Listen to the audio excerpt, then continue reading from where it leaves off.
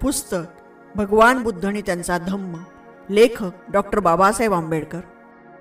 बौद्ध जीवन मार्ग. सत असत आणि पाप. 1. शुभ कार्य करीत राहा. अशुभ कर्मात सहयोगी बनू नका. पाप कर्म करू नका. 2. हा बौद्ध जीवन मार्ग आहे. 3.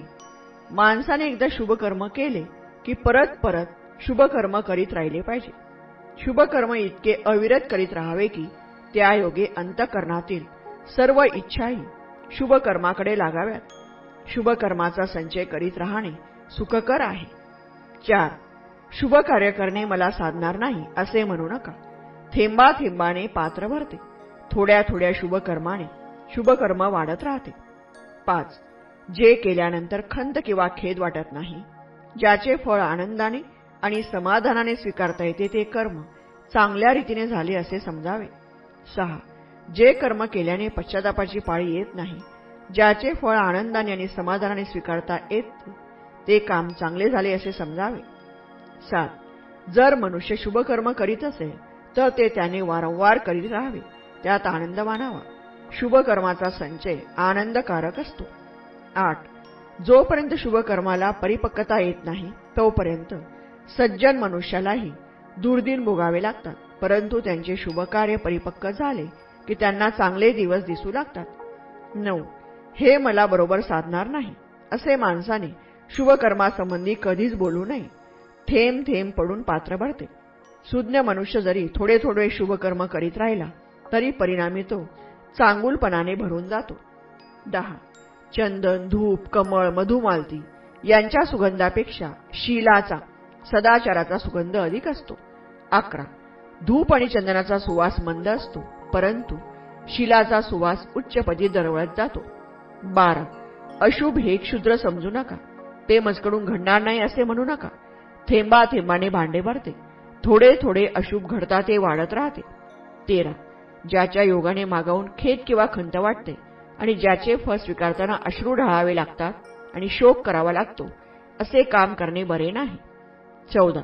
जर मनुष्य दुष्टपणे बोलू लागला, वागू लागला तर ज्याप्रमाणे गाडीच्या बैलाच्या खुरामागून गाडीचे चाक धावत असते त्याप्रमाणेच अशा माणसाच्या मागून दुःख धावत राहते.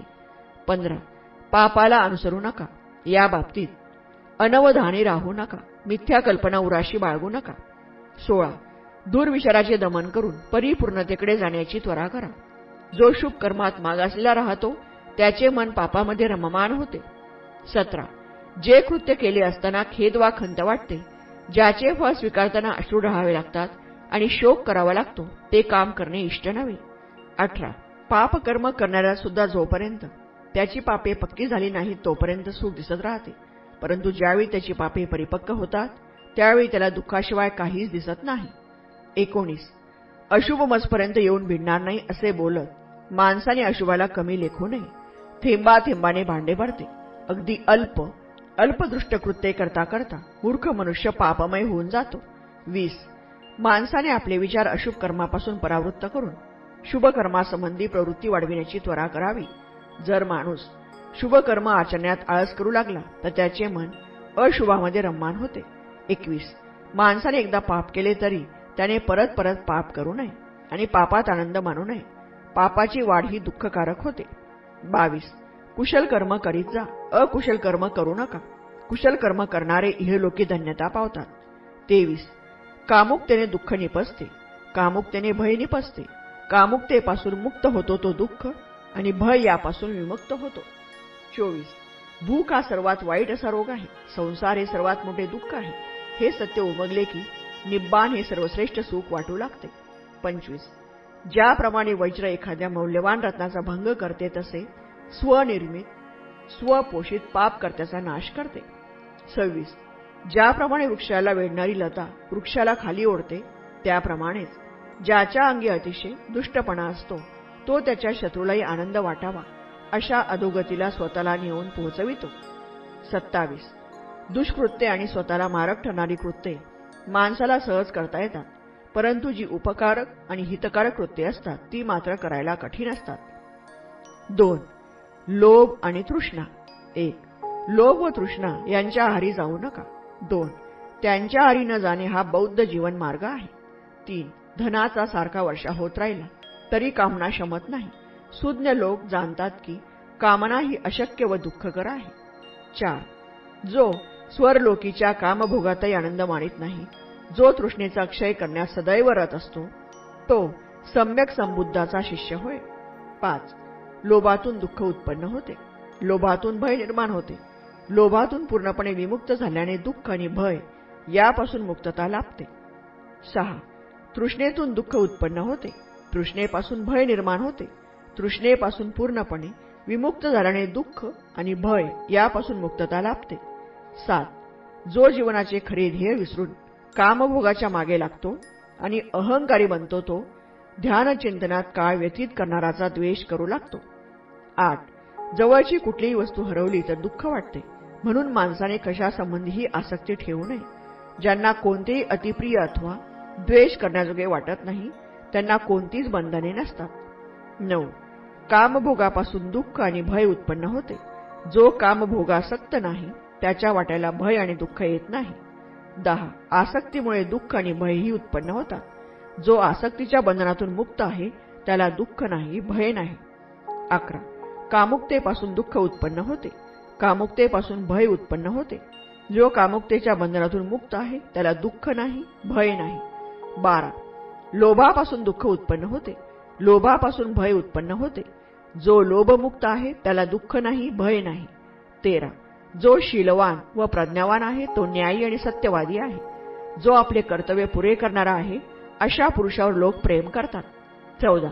पुष्कळ दिवस बाहेर लांब प्रवास केल्यानंतर परत घरी आलेल्या पुरुषाचे आप्त, मित्र आणि हितेशी स्वागत करतात. 15. त्याप्रमाणे या लोकातून परलोकात गेलेल्या पुण्यात्म्याचे सत्कर्म आप्तेष्टांप्रमाणे त्याचे स्वागत करते. 3. क्लेश आणि द्वेष. 1. कोणालाही क्लेश देऊ नका व दुसऱ्या संबंधी द्वेष भावना बाळगू नका. 2. हा बौद्ध जीवन मार्ग आहे. 3. ज्याप्रमाणे तेजस्वी घोडा हा चापकाचा फटकारा अंगावर पडण्याला संधी देत नाही, त्याप्रमाणे लोकांना आपली निंदा करायला संधी देत नाही, असा या जगात दोषरहित पुरुष कोण आहे? 4. श्रद्धा, शील, वीर्य, समाधी, सत्यशोध, विद्या आणि आचरण यांची पूर्तता आणि जागरूकता यांच्या योगाने महान दुःखाचा अंत करा. 5. क्षमा परमतप आहे, निर्वाण परमपद आहे असे बुद्ध सांगतात. दुसऱ्याची हिंसा करणारा व दुसऱ्यांना त्रास देणारा प्रवज्जित खरा श्रवण होऊ शकत नाही. 6. कोणाची निंदा न करणे, कोणालाही क्लेश न देणे व पाती मोक्षाच्या नियमांचे पालन करणे हा बुद्धाचा उपदेश आहे. 7. स्वतः हिंसा करू नका किंवा हिंसा करणाऱ्या दुसऱ्या लोकांना सहाय्यही करू नका. 8. जो स्वतः सुखाच्या शोधात आहे, त्याप्रमाणेच जो सुखाची इच्छा करणाऱ्या प्राण्याची हत्या करीत नाही किंवा त्यांना कष्ट देत नाही, त्याला सुख प्राप्त होईल. 9. विभग्न झालेल्या घंटेप्रमाणे जो क्रोध जिंकल्यामुळे मूक आहे, त्याला निब्बाण पद लाभलेलेच आहे. 10. जो निष्पाप निरुपद्रवी माणसाला कष्ट देतो, त्याला लवकरच कष्ट करण्याची पाळी येते. 11. जो क्षमारूप वस्त्र परिधान केल्यामुळे स्तब्ध, शांत, संयत आणि शुद्धचरणी आहे, जो दुसऱ्याचे दोष काढत बसत नाही, तो खरोखर श्रमण भिक्खू होय. 12. चापकाचा फटकाराही अंगाला लागू नये, याची जसा तेजस्वी घोडा काळजी घेतो, त्याप्रमाणे या जगात आपल्याला दुसऱ्याचा शब्द लागू नये म्हणून आपल्या आचरणाचा लज्जेने संयम करणारा असा या जगात एकतरी मनुष्य आहे काय? 13. जर माणसाने निरुपद्रवी, शुद्धाचरणी आणि निष्पाप मनुष्याला उपद्रव केला, तर ज्याप्रमाणे वाऱ्यावर फेकलेली धूळ फेकणाऱ्यावर येऊन पडते, त्याप्रमाणेच त्या माणसाला त्या उपद्रवाचा दुष्परिणाम भोगावा लागतो. 4. क्रोध आणि वैर. 1. मनात क्रोध भावना ठेवू नका, वैरभाव विसरा व आपल्या शत्रूलाही प्रेमाने जिंका. 2. हा बौद्ध जीवन मार्ग आहे. 3. क्रोधाग्नी शमन करा. 4. तो मला अपशब्द बोलता, त्याने मला वाईट रीतीने वागविले, त्याने माझ्यावर कुरघोडी केली, मला लुबाडले, असे विचार ज्याच्या मनात वावरत असतात, त्याला क्रोधाविकार कधीही शमत नाही. 5. ज्याच्या मनात असे विचार उठत नाहीत, त्याचा क्रोध शांत झालेला असतो. 6. शत्रू शत्रूच्या वाईटावर, द्वेष्टा द्वेष्ट्याच्या वाईटावर टपलेला असतो. 7. माणसाने अक्रोधाने क्रोधाला जिंकावे, असाधुत्वाला साधुत्वाने जिंकावे. 8. खरे बोलावे, रागावू नये, मागितल्यानंतर थोडी तरी द्यावे, 9. क्रोध सोडावा, अभिमानाचा त्याग करावा, सर्व बंधनांवर जय मिळवावा. येणेप्रमाणे जो नामरूपाविषयी अनासक्त असतो असा अपरिग्रही दुःख भोगत नाही. 10. वाढत्या क्रोधाला जो बहकलेला रथाप्रमाणे थांबवून धरतो त्यालाच मी खरा सारथी म्हणतो. बाकीचे नुसते लगाम धरणारेच आहेत. 11. ज्यामुळे वैर वाढते पराजित मनुष्य दुःखात मग्न होऊन बसतो, परंतु ज्याने जयापजयाच्या कल्पनेचाच त्याग केला आहे असा शांत पुरुष सुखाने झोप घेतो. 12. कामाग्नीसारखा अग्नी नाही आणि द्वेषासारखे दुर्दैव नाही. उपादान स्कंदासारखे दुःख नाही, निर्वाणापेक्षा मोठे सुख नाही. 13. वैराने वैर कधीही शांत होत नाही, अवैरानेच ते शांत होते. हा सनातन धर्म आहे. 5. मनुष्य मन आणि मनोमल. 1. मन घडविते तसा मनुष्य होतो. 2. जो सत आहे त्याचा शोध मनाला करायला लावणे हा संस्कार पुण्य मार्गातील पहिले पाऊल होय. 3. बौद्ध जीवन मार्गाची ही मुख्य शिकवणूक आहे. 4. मनुष्याच्या सर्व व्यवहाराचे उगमस्थान मन आहे, त्याचे सर्व व्यवहार मनप्रधान आहेत. 5. मनुष्य जर दुष्टचित्ताने बोलेल किंवा वागेल तर चालत्या बैलगाडीचे चाक बैलाच्या पायाचा पाठलाग करते, त्याप्रमाणे दुःख अशा दुष्टचित्ताने वागणाऱ्या मनुष्याच्या मागे लागते. 6. मनुष्य जर शुद्ध चित्ताने बोलेल किंवा वागेल तर कधी न सोडणारी मनुष्याची छाया ज्याप्रमाणे त्याच्याबरोबर असते त्याप्रमाणे सुख सदोदित त्याच्याबरोबर राहते. 7. मन हे ओढा, चंचल, दुर्निवार व दुर्धर आहे. बाण करणारा जसा बाणाला सरळ करतो तसा बुद्धिमान पुरुष मनाला एकाग्र व सरळ करतो. 8. पाण्याबाहेर काढलेली मासोळी ज्याप्रमाणे तडफडते त्याप्रमाणे माराच्या म्हणजे कामदेवाच्या तावडीतून सुटण्यासाठी मन व्याकुळ असते. 9. ज्याचा निग्रह करणे फार कठीण आहे, जे फार चंचल आहे, जे सदैव सुखासाठी वखवगलेले असते अशा मनाचे दमन करणे फार उत्तम आहे, कारण दमन केलेले मन फार सुखदायक असते. 10. तू आपल्या स्वतःला एक द्वीप बेट बनव, परिश्रमाने चित्तमळ नाहीसा होईल. दोषरहित झाल्यावर तू दिव्य भूमीला पोहोचशील. 11. ज्याप्रमाणे सोनार क्षणाक्षणाने रुपयातील हीन कणाकणाने जाळून टाकतो त्याप्रमाणे बुद्धिमान मनुष्य क्षणाक्षणाने चित्ताचा मळ थोडा थोडा नाहीसा करतो. 12. लोखंडापासून निघणारा गंज हा ज्याप्रमाणे लोखंडातून जन्मास येऊन लोखंडाचा नाश करतो त्याप्रमाणेच पापी माणसाचे कर्म त्याला दुर्गतीकडे नेत असते. 13. सर्वात अतिशय वाईट कलंक म्हणजे अविद्येचा कलंक. भिक्खूंनो, या कलंकाचा त्याग करा आणि निष्कलंक व्हा. 14. जो मनुष्य कावळ्यासारखा निर्लज्ज आहे, उच्चापती करणारा आहे, अपमान करणारा आहे, बेछूट आहे आणि नीच आहे अशा माणसाला जीवन सुकर आहे. 15. परंतु जो विनम्र आहे, पवित्र अपवित्र याचा विचार करतो, अनासक्त आहे, शांत आहे, निर्मल आहे अशा बुद्धियुक्त मनुष्याला जीवन कठीण आहे. 16. जो हिंसा करतो, असत्य भाषण करतो, जो न दिलेले हिरावून घेतो, जो पदरागमन करतो. 17. आणि जो मनुष्य उन्मादक मद्यपानात मग्न राहतो तो मनुष्य इहलोकी आपले थडगे खणीत असतो. 18. माणसा हे लक्षात ठेव, संयमविनाची स्थिती चांगली नव्हे. लोभ आणि पापकर्म तुला चिरकाल दुःखात लोटणार नाही याची काळजी घे. 19. जग आपल्या श्रद्धेप्रमाणे किंवा इच्छेप्रमाणे फळ देत असते. जर मनुष्य दुसऱ्याला दिलेल्या अन्न पाण्याबद्दल मनात जळत राहिला तर त्याला दिवसा अथवा रात्री कधीही विश्रांती लाभणार नाही. 20. परंतु ज्याच्या मनातून या असल्या विचाराचे निर्मूलन झाले आहे त्याला दिवसा आणि रात्री केव्हाही विश्रांती लाभते. 21. कामासारखा अग्नी नाही आणि लोभासारखा लोंढा नाही. 22. परदोष हे सहज दिसतात, परंतु स्वतःचे दोष क्वचितच दिसतात. ज्याप्रमाणे धान्याचा तूस पाकडावा त्याप्रमाणे माणूस आपल्या शेजाऱ्याचे दोष पाकडीत असतो, परंतु ज्याप्रमाणे कपटी, जुगारी, अपेशी फासा लपवून ठेवतो त्याप्रमाणेच मनुष्य स्वतःचे दोष लपवीत असतो. 23. जो मनुष्य परदोषच पाहत राहतो आणि स्वतःचे दोष उघड होताच चिडू लागतो त्याचे दोष विकार वाढतात आणि तो त्या विकाराच्या विनाशापासून दूर दूर जात राहतो. 24. पापापासून दूर राहा, पुण्य करीत राहा, स्वतःचे विचार शुद्ध करीत राहा, ही भगवान बुद्धाची शिकवण आहे. 6. आपण आणि आत्मविजय. 1. जर स्वत्व असेल तर त्या स्वत्वावर विजय मिळविण्याचा आत्मविजय परिपाठ ठेवावा. 2. हा बौद्ध जीवन मार्ग आहे. 3. मनुष्य हा स्वतःचा स्वामी आहे, दुसऱ्या कोणाचा स्वामी असू शकणार? मनुष्य जेव्हा स्वतःचा संयम करू शकतो तेव्हा त्याच्यासारखा स्वामी मिळणे कठीण. 4. जो मूर्ख मनुष्य अहळ, आर्य, शीलवान माणसाचे शासन उल्लंघितो आणि खोट्या धर्मसिद्धांताच्या मागे लागतो, त्याचे ते दुष्कृत्य कत्थक बोरूच्या फळासारखे त्याच्या स्वतःच्याच विनाशाला कारणीभूत होते. 5. आपणच पाप करतो आणि आपणच त्यामुळे मलिन होतो. आपणच पापाचा त्याग करतो. आपणच आपणाला शुद्ध करतो. शुद्धी आणि अशुद्धी या स्वतःवरच अवलंबून असतात. कोणी दुसऱ्याला शुद्ध करू शकत नाही. 6.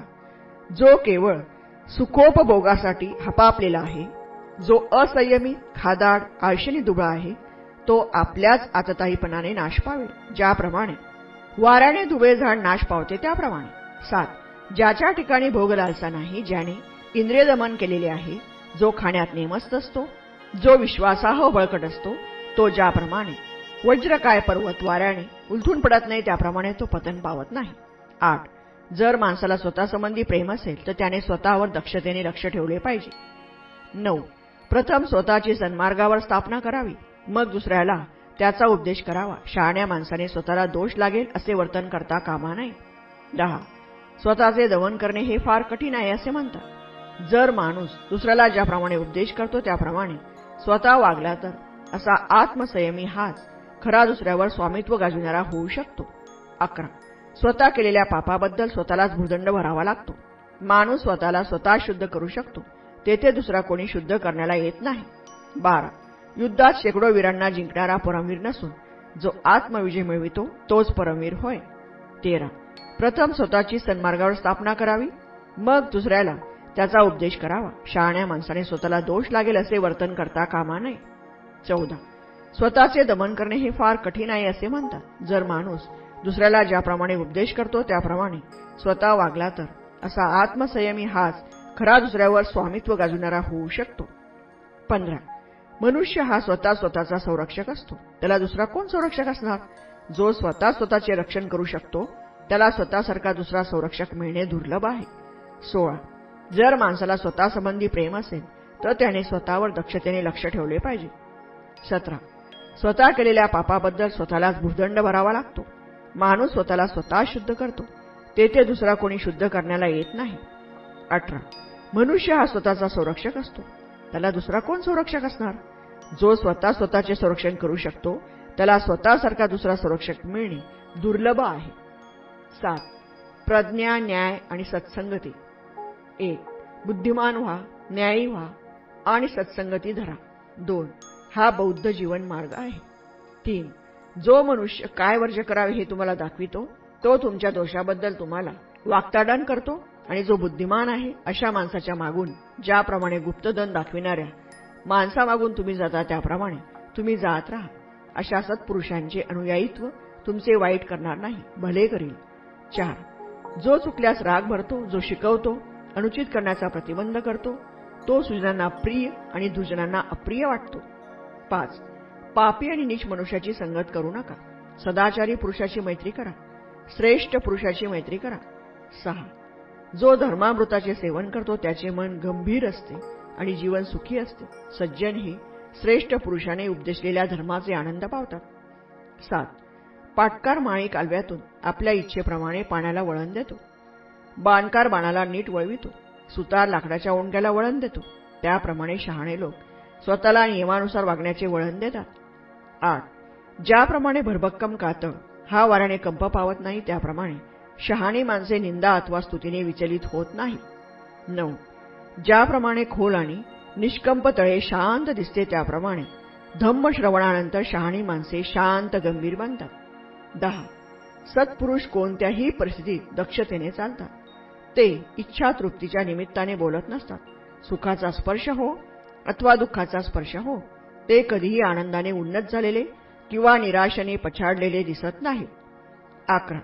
जोपर्यंत पापाचा गढा भरलेला नाही तोपर्यंत माणसाला पाप हे मधासारखे गोड वाटते, परंतु जेव्हा पाप पक्क होते तेव्हा मूर्ख माणसाला दुःखात बुडून जावे लागते. 12. मूर्ख मनुष्याला आपण पाप केव्हा करीत आहोत हे कळत नाही, परंतु दुष्ट मनुष्य मात्र आपल्या दुष्कृत्याने अग्नीप्रमाणे जळत असतो. 13. जो जागा आहे त्याला रात्र प्रदीर्घ वाटते.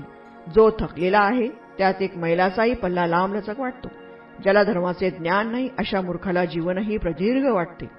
14. जीवन प्रवासाला स्वतःहून श्रेष्ठ किंवा स्वतःच्या योग्यतेचा पुरुष भेटला नाही तर त्याने निग्रहाने एकलेपणानेच प्रवास करावा, परंतु मूर्खाचा सहवास मात्र कधीही करू नये. 15. ही माझी दौलत, हे माझे पुत्र, या विचाराने मूर्ख मनुष्याला सारखी पीडा होत असते. तो स्वतःचा स्वामी नसतो, तर मग स्वतःच्या दौलतीचा आणि पुत्रांचा स्वामी तो कसा होणार? 16. मूर्ख ज्या प्रमाणात स्वतःचा मूर्खपणा ओळखतो त्या प्रमाणात तो शहाणा असतो, परंतु जो मूर्ख स्वतःला शहाणा समजतो तो खरोखर पुरा मूर्ख होय. 17.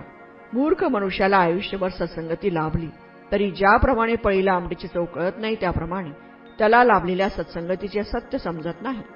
18. बुद्धिमान माणसाला एक पळभर शहाण्या माणसाचा सहवास लाभला तरी ज्याप्रमाणे जिभेला आमटीची चव कळते त्याप्रमाणे त्याला तत्काळ सत्संगतीचे सत्य कळून आल्याशिवाय राहणार नाही. 19. अल्पबुद्धीचे मूर्ख हे स्वतःचे शत्रू असतात, कारण ते दुष्कृत्य करतात आणि त्याची कटू फळे त्यांना चाखावी लागतात. 20. ज्या कर्माबद्दल पश्चाताप करावा लागतो आणि ज्याचे फळ रडत भोगावे लागते ते कर्म नीट झाले नाही असे समजावे. 21. जे कर्म केले असता पश्चाताप करावा लागत नाही आणि ज्याचे फळ आनंदाने भोगता येते ते कर्म चांगल्या रीतीने झाले आहे असे समजावे. 22. जोपर्यंत दुष्कर्माचे फळ भोगावे लागत नाही तोपर्यंत मूर्खाला ते मधासारखे गोड वाटते, परंतु ते कर्म जेव्हा पतन होते तेव्हा मूर्खाला दुःख भोगावे लागते. 23. दुष्कर्म जगत प्रसिद्ध झाले की ते दुःखात पर्यवसित होते आणि ते करणाऱ्या मूर्खाचे सुदैव नष्ट होते. फार काय, ते त्याच्या शिरच्छेदही करते. 24. मूर्खाला खोटी प्रसिद्धी, भिक्खूंमध्ये अग्रमान, विहारात स्वामित्व, लोकांमध्ये सन्मान याची कुशाल हाव धरू द्या. 25. केस पिकले म्हणून काही मनुष्य वडील ठरत नाही, त्याचे वय कितीही होऊ द्या, त्याला लोक पोकडवलाचा म्हातारा म्हणूनच म्हणणार. 26. जो सत्यवान, सद्गुणी, कारुणिक, संयमी, नेमस्त, शुद्धाचरणी आणि शहाणा आहे त्यालाच लोक वडील समजतात. 27. कितीही बहुभाषी असला, वर्णाने कितीही सुंदर असला तरीही जो मत्सरी, कृपण, अप्रामाणिक आहे तो सन्मानास पात्र ठरत नाही. 28. ज्याच्या ठिकाणी हे सर्व दुर्गुण नाहीत, ज्याच्या दुर्गुणांचे आमूलाग्र उच्चाटन झालेले असते, जो दोषमुक्त आणि शहाणा असतो तोच सन्माननीय होय. 29. जो मनुष्य एखादी गोष्ट हौसेने तडीस नेतो, जो सत आणि असत यात भेद करतो, जो स्वतः पंडित असून इतरांना मार्ग दर्शवितो, जो स्वतः धर्मरक्षक असून हिंसेऐवजी बुद्धीने आणि धर्माने मार्गदर्शन करतो त्यालाच न्यायी पुरुष म्हणतात. 30. फार बोलतो एवढ्यावरूनच कोणीही पंडित ठरत नाही. जो क्षमाशील आहे, जो द्वेष आणि भय यांच्यापासून मुक्त झाला आहे तोच पंडित होय. 31.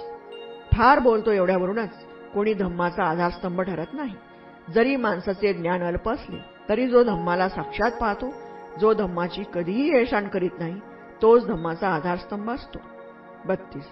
माणसाला दूरदर्शी, शहाणा, संयमी, सहचारी भेटला तर त्याने त्याचा सहवास करावा, त्याच्याबरोबर आल्या संकटावर मात करावी, आनंदाने परंतु विचारीपणाने त्याची संगत धरावी.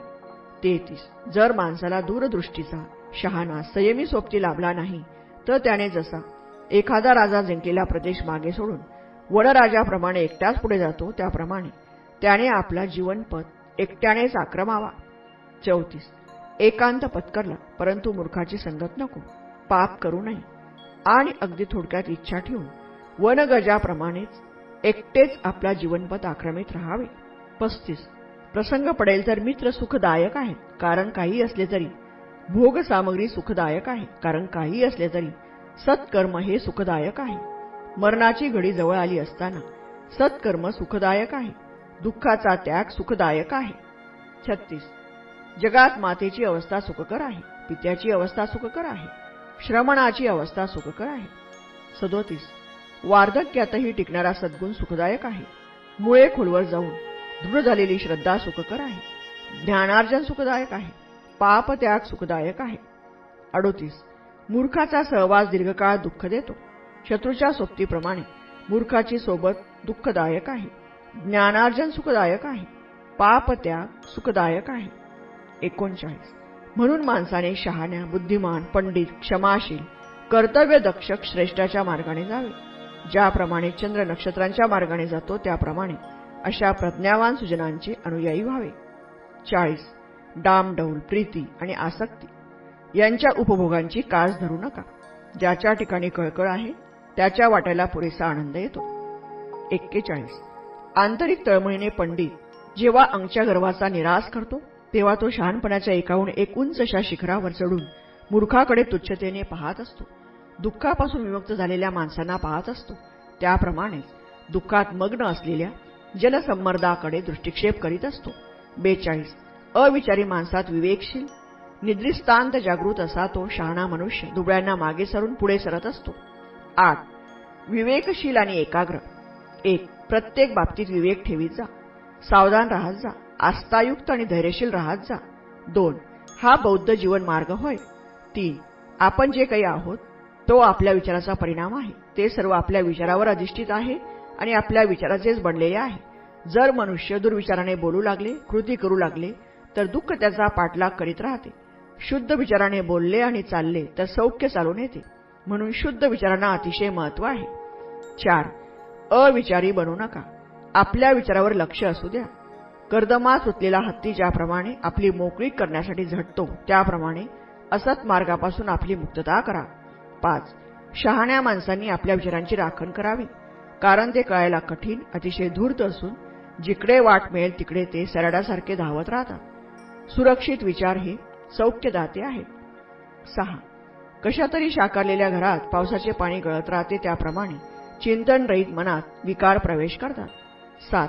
ज्याप्रमाणे व्यवस्थित शाकारलेल्या घरात पावसाचे पाणी गळत नाही त्याप्रमाणे चिंतनयुक्त मनात विकाराला प्रवेश लाभत नाही. 8. माझे मन एकेकाळी वाट मिळेल तिकडे आणि वाटेल तसे भरकटत होते, परंतु ज्याप्रमाणे माहूत क्षुब्ध गजाला अंकुशाने वळवीत असतो त्याप्रमाणे मी आत आपल्या मनावर स्वामित्व गाजवित आहे. 9. दूरनिवार आणि सैराट अशा मनाला काबूत ठेवणे ही उत्तम गोष्ट आहे. काबूत ठेवलेले मन सुखाचे उगमस्थान आहे. 10. दूरवर भटकणाऱ्या मनाला लगाम घालणारे कामबंधनापासून विमुक्त होतात. 11. जर माणसाची श्रद्धा अचूक नसली, जर सद्धर्म त्यास अज्ञात असेल आणि जर त्याची मनःशक्ती बिघडलेली असेल तर त्याची प्रज्ञा दोषरहित असू शकत नाही. 12. एक द्वेष्टा दुसऱ्या द्वेष्ट्याला किंवा एक शत्रू दुसऱ्या शत्रूला जितका उपद्रव देतो त्यापेक्षा वाईट मार्गाकडे वळलेले माणसाचे मन अधिक उपद्रव निर्मिते. 13. आईबाप आपतेष्टापेक्षाही चांगल्या मार्गाकडे वळलेले मन आपले अधिक हित करते. 9. जागरूकता, कळकळ आणि धैर्य, अप्रमाद आणि वीर्य. 1. शहाणा मनुष्य आपल्या जागरूकतेने निष्काळजीपणा बाजूला सारून प्रज्ञेच्या शिखरावर चढतो आणि दुःख विमुक्त होऊन तो तेथून दुःखात सापडलेल्या मानवजातीकडे पाहत असतो. शहाण्या माणसाच्या दृष्टीस मूर्ख हा पर्वत शिखरावरून दरीतील दिसणाऱ्या माणसासारखा आहे. 2. निष्काळजी लोकांमध्ये जागरूक, निद्रितांमध्ये जागृत असा तो शहाणा मनुष्य उमदा घोडा जसा अडेल तटूला मागे टाकून पुढे जात असतो तशी प्रगती करीत असतो. 3. निष्काळजीपणाच्या अधीन होऊ नका. कामभोगापासून दूर राहा. जागरूक मनुष्य चिंतनशील असतो. 4. दक्षता, अप्रमाद अमर आहे. अविचार, प्रमाद मृत्यूचे पद आहे. अप्रमादी हे कधीच मरत नाही, उलट प्रमादी हे मृतवतच आहे. 5. दुसरा हेतू कितीही मोठा असला तरी आपल्या ठरविलेल्या हेतूपासून विचलित होऊ नये. एकदा ध्येय हाताशी लागले की निग्रहाने ते धरून ठेवा. 6. सावधान चित्त राहा, आळस सोडा, सम्यक मार्गाचा अवलंब करा. जो या जगात सम्यक दृष्टी मार्गाचा अवलंब करतो तो खरोखरच सुखी असतो. 7. आळशीपणा म्हणजे अपयश, सुस्तपणा म्हणजे अपवित्रता. सतत प्रयत्न आणि सम्यक दृष्टी यांच्या सहाय्याने शरीरात घुसलेला आळशीपणा हा विषारी बाण उपटून काढा. 8. प्रमादात फसू नका. विषयोपभोगात आसक्त राहू नका. अप्रमत्त बना व ध्यानात मग्न राहून विपुल सुख संपादन करा. 9. जो अप्रमत्त आणि जागरूक आहे, स्मृतिमान आहे, सुविचारपूर्वक काय करणारा आहे, जो संयमी आहे, जो विचारपूर्वक आचरण करणारा आहे व अप्रमत्त आहे अशा पुरुषाचे यश सारखे वाढत असते. 10. दुःख आणि सुख, दान आणि कर्म. 1. दारिद्र्य हे दुःखाचे उगमस्थान आहे. 2. परंतु दारिद्र्य नासाने सुख लाभेलच असे नाही. 3. सुख लाभते ते उच्च राहणीवर अवलंबून नसून ते उच्च संस्कृतीवर अवलंबून आहे. 4. हा बौद्ध जीवन मार्ग होय. 5. क्षुधा हा एक भयंकर रोग आहे. 6. आरोग्य ही सर्वश्रेष्ठ देणगी आहे. समाधान ही सर्वश्रेष्ठ संपत्ती आहे. विश्वास हे सर्वश्रेष्ठ नाते आहे आणि निर्वाण हे सर्वश्रेष्ठ सुख आहे. 7. जे आपला द्वेष करतात त्यांचा द्वेष न करता आपण सुखाने राहायला शिकले पाहिजे. 8. रुग्णाईत माणसात आरोग्य राखून आपण सुखाने राहायला शिकले पाहिजे. 9. लोभी माणसात आपण आरोग्य राखून आपण सुखाने राहायला शिकले पाहिजे. 9. लोभी माणसात आपण निर्लोभता ठेवून सुखाने राहायला शिकले पाहिजे. 10. शेत जसे तणाने नाश पावते त्याप्रमाणे मानवजात दुर्विकाराने नाश पावते. म्हणून वीतराग पुरुषांना दिलेले दान महान फलदायी होते. 11. शेत जसे तणाने नाश पावते त्याप्रमाणे मानवजात गर्वाने नाश पावते. म्हणून गर्वरहित पुरुषांना केलेले दान महान फलदायक होते. 12. शेत जसे तणाने नाश पावते त्याप्रमाणे मानवजात विषयोपभोगाने नाश पावते. म्हणून विषयासक्त पुरुषांना केलेले दान महान फलदायक होते. 13. धर्मासाठी केलेले दान हे सर्वश्रेष्ठ दान आहे. धर्माचे माधुर्य सर्व माधुर्यात श्रेष्ठ आहे. धर्मापासून होणारा आनंद हा सर्व आनंदात श्रेष्ठ आहे. 14. विजयातून द्वेष उत्पन्न होतो, कारण जीत हा दुःखी असतो. जयापराजयाची भावना सोडून जो समाधानी वृत्तीत राहतो तो सुखी होतो. 15. कामासारखा दुसरा अग्नी नाही, द्वेषासारखे चुकीचे निशाण नाही, शरीरासारखे दुसरे दुःख नाही, शांतीसारखे सुख नाही. 16. दुसरे काय अपशब्द बोलतात, काय दुष्कृत्य करतात, काय पूर्ण करतात व काय अपुरे सोडतात यावर दृष्टी ठेवू नका. आपण काय पूर्ण केले आणि काय अपुरे सोडले यावर लक्ष ठेवणे अधिक चांगले. 17. जे विनयशील आहेत, जे चित्तशुद्धी व्हावी म्हणून इच्छितात, जे अनासक्त आहेत, एकांत प्रियत आहेत, ज्यांचे आचरण शुद्ध आहे, जे विवेकशील आहेत, त्यांचे जीवन नेहमीच खडतर असते. 18. तेजस्वी घोड्याला भरधाव धावण्यासाठी चापकाचा फटकारा लागत नाही. जगामध्ये त्या तेजस्वी घोड्यासारखे कोणी आहे काय की जो दोषास्पद नाही, ज्याला ठपका लावण्याची वेळ पडलेला नाही. 19. कोणाशीही कठोरतेने बोलू नका. दुसऱ्याशी जसे बोलाल तसे प्रत्युत्तर येईल. क्रोधयुक्त भाषण दुःखकारक आहे आणि आघात केला तर प्रत्याघात होईल. 20. रथाच्या चाकाला जशी खीळ त्याप्रमाणेच या जीवनाला स्वातंत्र्य, नम्रता, सदिच्छा, निस्वार्थीपणा आहे. 21. हा बौद्ध जीवन मार्ग आहे. 11. ढोंग. 1. खोटे बोलू नये. खोटे बोलण्यास दुसऱ्याला प्रवृत्त करू नये. खोटे बोलण्याच्या कृत्याला संमती देऊ नये. सर्व प्रकारचे असत्य भाषण टाळावे. 2. तथागत जसे बोलतात तसे वागतात. तथागत जसे वागतात तसे बोलतात. ते यथाभाषी तथाकारी आणि यथाकारी तथाभाषी असल्यामुळे त्यांना तथागत म्हणतात. 3. हा बौद्ध जीवन मार्ग आहे. 12. सम्यक मार्गानुसरण. 1. सम्यक मार्ग निवडा आणि त्यापासून विचलित होऊ नका.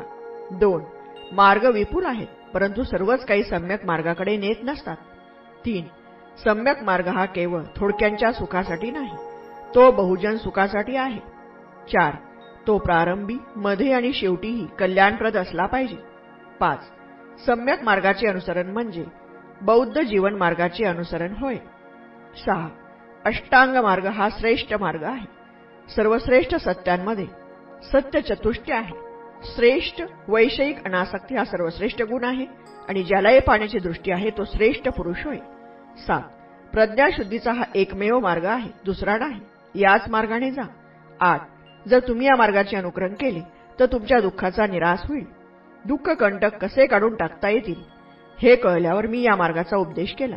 9. तथागत हे केवळ पथदर्शक आहे, सोन्नतीचा प्रयत्न ज्याने स्वतः त्याने करावायचा असतो. 10. सर्व सृष्ट पदार्थ हे विनाशाधीन आहेत, हे जो ओळखतो त्याला दुःख विचलित करू शकत नाही. 11. सर्व रूपे अनित्य आहेत, जो हे ओळखतो त्याला दुःख स्पर्श करीत नाही. 12.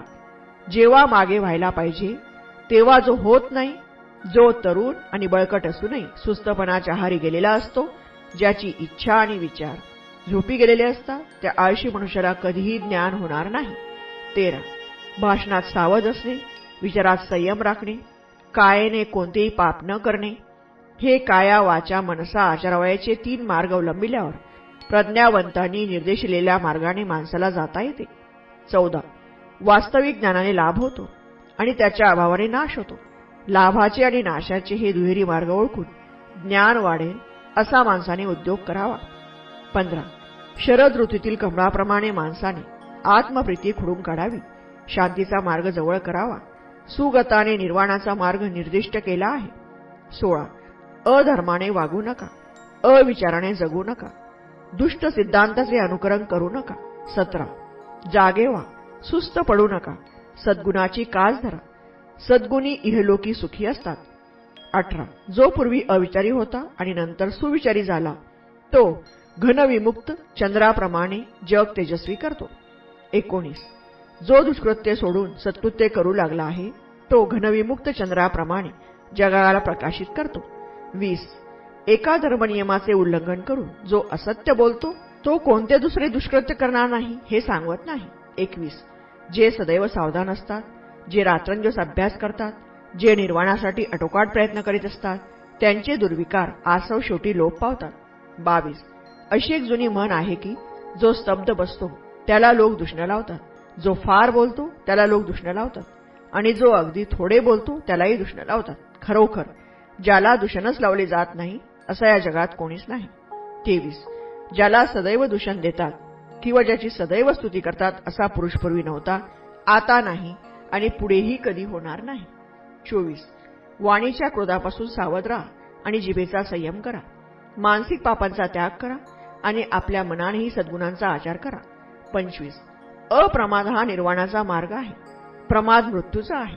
जे अप्रमादी आहेत ते अमर आहेत आणि जे प्रमादी आहेत ते मृतवत आहेत. 13. सद्धर्म आणि असद्धर्म यांचा संकर करू नका. 1. जे खोट्याला खरे आणि खऱ्याला खोटे समजतात ते आपल्या दुर्बुद्धीमुळे कधीही सत्यापर्यंत पोहोचू शकत नाही. 2. जे सत्याला असत्य आणि असत्याला सत्य समजतात ते आपल्या दुर्बुद्धीमुळे कधीही सत्यापर्यंत पोहोचू शकत नाही. 3. जे सत्याला सत्य आणि असत्याला असत्य म्हणून ओळखतात त्यांच्या ठिकाणी सम्यक दृष्टी आहे, त्यांना सत्य लाभते. 4. घर नीट साकारलेले नसले तर ज्याप्रमाणे त्यात पावसाचे पाणी गळू लागते त्याप्रमाणेच असंस्कृत मनात तृष्णा प्रवेश करते. 5. घर नीट साकारलेले असले की त्यात ज्याप्रमाणे पावसाचे पाणी शिरू शकत नाही त्याचप्रमाणे सुसंस्कृत मनात तृष्णा प्रवेश करू शकत नाही. 6. उठा, प्रमादी राहू नका, धर्माच्या शिकवणुकीप्रमाणे वागत राहा, जो त्याप्रमाणे वागतो तो इहलोकी आणि इतर सर्व लोकी सुखी होतो. 7. सन्मार्गाचा अवलंब करा, कुमार्गाचा अवलंब करू नका. सन्मार्गाने जाणारे लोक इहलोकी आणि इतर सर्व लोकी सुखी होतात.